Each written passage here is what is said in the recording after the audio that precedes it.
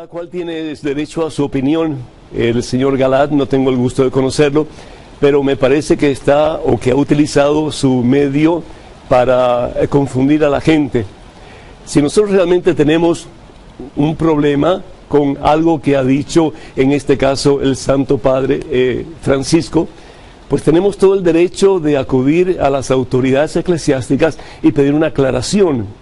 Pero eso de presentarse delante de una cámara y acusar, muchas veces sin conocimiento de causa, a un hombre como el Papa Francisco, me parece que es degradante y no es correcto, porque lo que hace es confundir a las personas y dividirlas aún más todavía dentro de la iglesia. Y bien sabemos que eso es lo que quiere el maligno, eso es lo que quiere Satanás, que la iglesia de Jesucristo se divida y se destruya. Sabemos bien que, ¿verdad? Cuando uno divide, pues casi siempre uno tiene más fuerza para destruir. En el caso del Papa Francisco, yo quiero reiterar que todo lo que él dice está basado en la Biblia. Todo lo que él dice está basado en la doctrina de la Iglesia.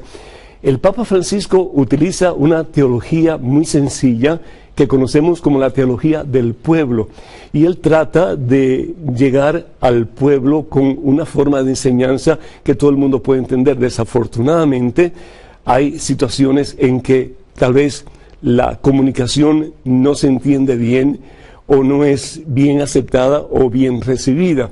En el caso, por ejemplo, cuando él habla acerca de la multiplicación de los panes y de los peces, si nosotros vamos al Evangelio según San Mateo, el argumento es que el Papa dijo que Jesús no había multiplicado los panes y los peces. Pero si nosotros vamos, por ejemplo, al Evangelio según San Mateo, acuérdense que hay dos multiplicaciones en los Evangelios. Una multiplicación que acontece, vamos a ver en el Evangelio según San Marcos, en el capítulo 6, versículo 41, en que el Señor dice la palabra de Dios, tomó Jesús 5 panes y 2 pescados. Levantó los ojos al cielo, pronunció la bendición, partió los panes y los dio a los discípulos para que los sirvieran a la gente. Asimismo, repartió 2 pescados entre ellos. Comieron todos hasta saciarse. Y dice que después recogieron 12 canastos con pedazos de pan, sin contar lo que sobró de los pescados. Esa es una multiplicación. Y ahí pues estamos convencidos de lo que dice la palabra de Dios. Jesús hizo un gran milagro. Cambió simple pan, poco pan, 5 pedazos y 2 peces, al punto que le dio de comer a toda la multitud. Pero si nosotros vamos al Evangelio según San Juan, en el capítulo 6, vemos como la palabra de Dios nos habla de otra perspectiva de la multiplicación de los panes. No habla de multiplicación. Lo que está diciendo aquí en este caso es que, fíjense lo que dice la palabra de Dios. Después Jesús pasó a la otra orilla del lago de Galileas, cerca de Tiberíades. Entonces, de nuevo, ¿verdad? La gente se reunió, etcétera. Dice, había mucho pasto en aquel lugar, se sentaron hombres en números de unos 5,000. Entonces Jesús tomó los panes, dio las gracias, los partió entre los que estaban sentados, lo mismo hizo con los pescados, y todos recibieron cuanto quisieron. Cuando quedaron satisfechos, Jesús dijo a sus discípulos, recojan los pedazos que han sobrado para que no se pierda nada. Los recogieron y llenaron 12 canastos con los pedazos que no habían sido comidos. Eran las sobras de los 5 panes de cebadas. Es decir, aquí lo que estamos hablando es de una multiplicación, pero tal vez sí, los 5 panes de cebada, pero habían más personas que tal vez podrían haber traído más panes. Yo no estoy diciendo si fue así o no fue así, porque no lo sabemos.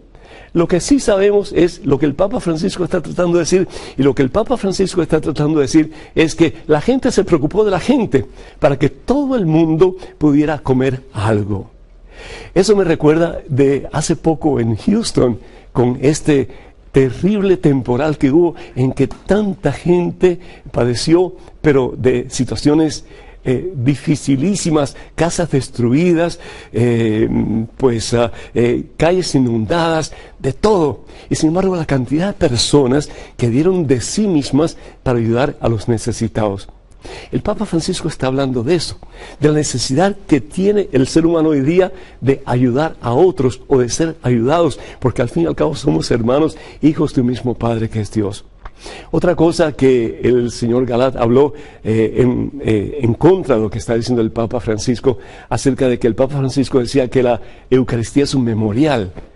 Y decía él que no es un memorial, que realmente es la realidad de la presencia de Jesús entre nosotros en la Santa Comunión. De acuerdo, y el Papa no está en contra de eso, el Papa está muy a favor de eso. Si unos milagros portentosos de estos últimos tiempos ocurrió en Buenos Aires, un milagro de la Eucaristía, en que una hostia consagrada, el Señor la convirtió en su propia carne. Es decir, el Papa Francisco sabe de esto, y el Papa Francisco sabe que Jesús está realmente presente en la Santa Eucaristía. Desafortunadamente, cuando el señor Galat habla acerca de que el Papa está diciendo que es un memorial, pues eso es lo que Jesús dice. Jesús está hablando de que lo que Él está dando, que se haga en memoria de Él. Si nosotros vamos al Evangelio según San Lucas, el Evangelio según San Lucas, vamos a ver el capítulo 22, un momentito aquí, rapidito, dice la palabra de Dios, versículo 14, llegada la hora, Jesús se puso a la mesa con los apóstoles, ¿verdad? Versículo 19, tomó pan y dando gracias lo partió y lo dio diciendo, esto es mi cuerpo que he entregado por ustedes, hagan esto en memoria mía. Hagan esto en memoria mía. Pero la diferencia entre nuestra cultura de lo que es memoria y la cultura hebrea de lo que es memoria es muy diferente. Para nosotros, el hacer memoria simplemente es recordar algo que pasó pero que ya no es. Para los judíos del tiempo de Jesús, la memoria era traerlo al presente.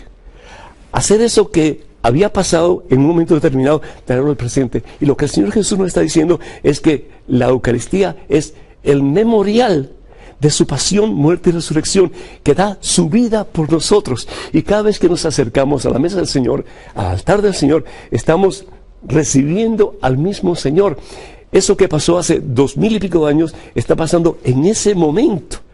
Esa memoria no es una memoria del pasado, sino que es una representación de lo que ocurrió hace 2000 y tantos años atrás, cuando Jesús, en la última cena, que está en conexión completa y total con su sacrificio en la cruz, en el Calvario, se da total y completamente a los seres humanos para que en Él tengamos vida y salvación eterna. Les exhorto, hermanas y hermanos, por el amor del Señor Jesús, si no entendemos algo, pregunten. Y sobre todo, en este caso, los hermanos colombianos que no están de acuerdo, pregunten a sus obispos.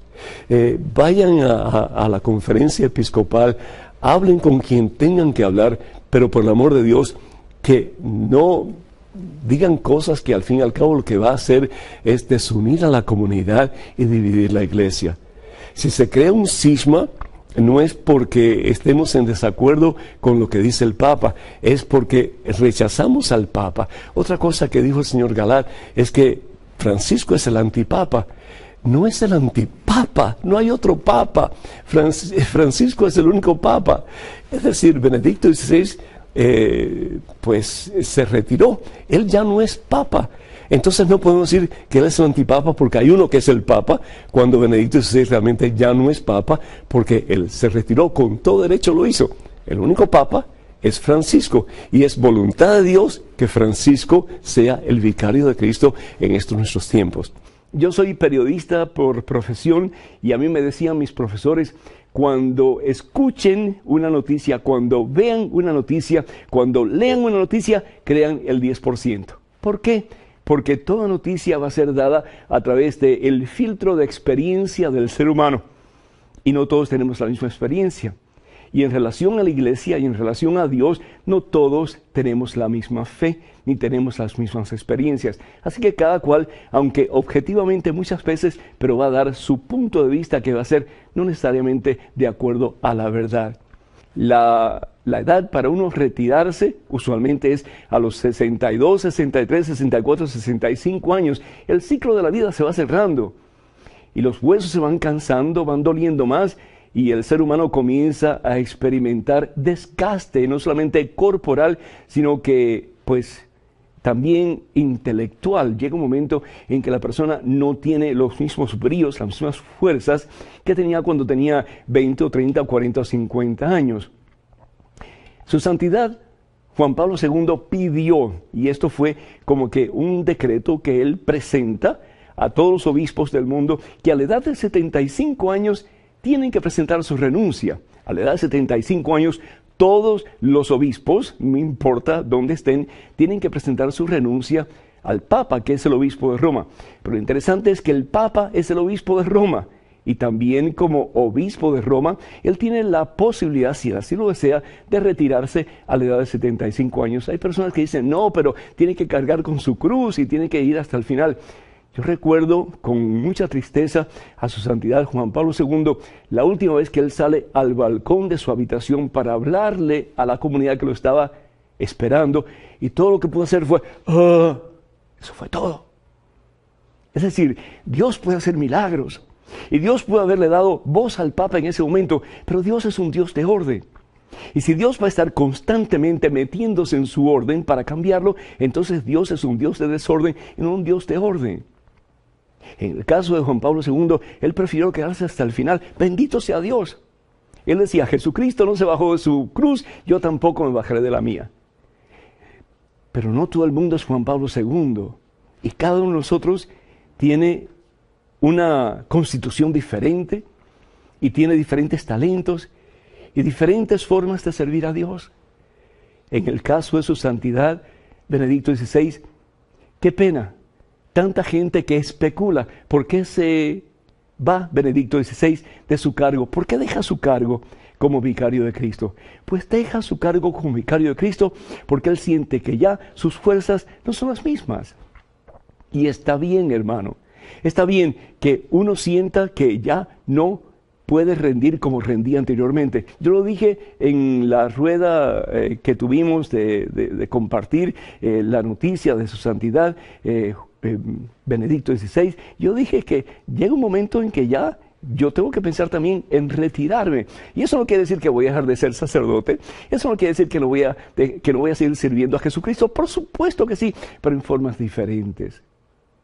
Qué hermoso si nosotros, en vez de criticar o especular o de juzgar, tomáramos la decisión de orar por este gran hombre de Dios, este hombre que por tantos años dio su vida al servicio, no solamente de la iglesia, pero del mundo entero.